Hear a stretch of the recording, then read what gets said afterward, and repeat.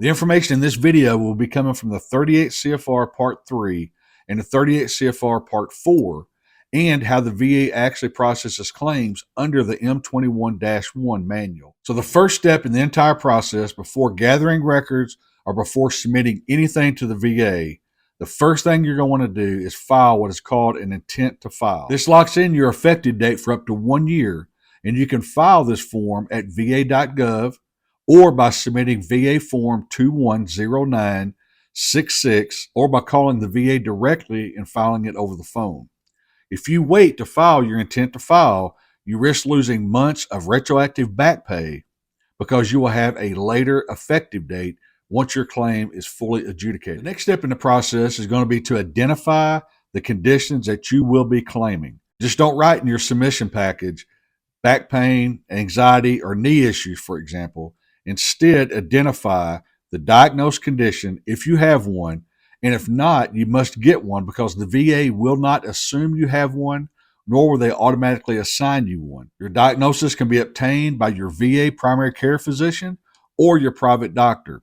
They could be diagnosis that you've already got, or it could be diagnosis that you're in the process of getting. And it's also extremely important to clearly describe the symptoms associated with your diagnosed conditions. The VA rates conditions under the Schedule for Ratings Disability, which is the 38 CFR Part 4.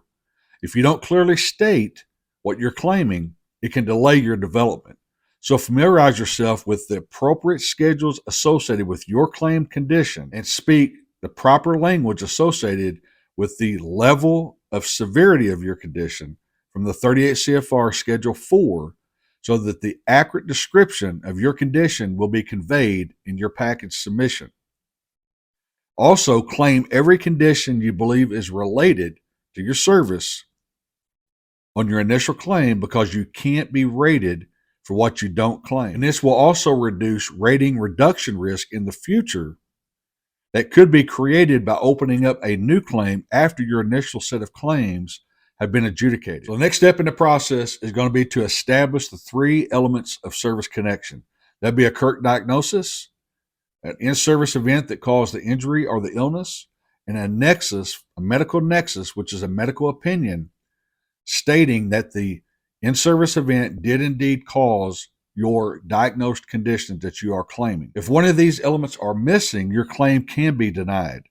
So focus on at least having your diagnosis and your in-service event fully developed and supported by evidence before actually submitting your claim to the VA. Now, I'm saying the claim, not the intent to file. It's 2 separate things. The intent to file is what you initially filed, protecting and preserving your effective date.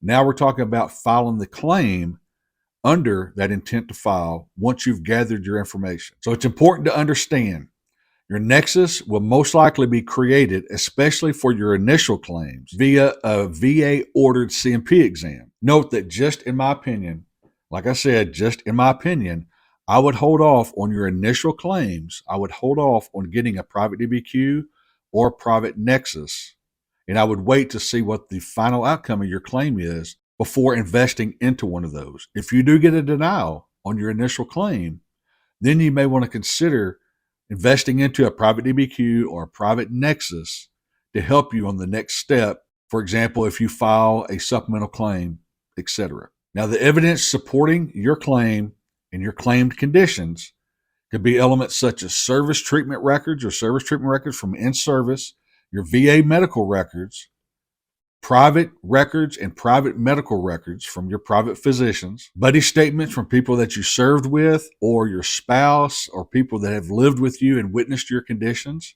and also personal statements from yourself, or sometimes referred to as lay statements, that will help support your claim as well. Now, if you found today's video useful, please take a moment, subscribe to my channel, put a like on the video so to send it out to more veterans, and as always, I appreciate you watching. I'm Mike, and I'll see you in the next episode.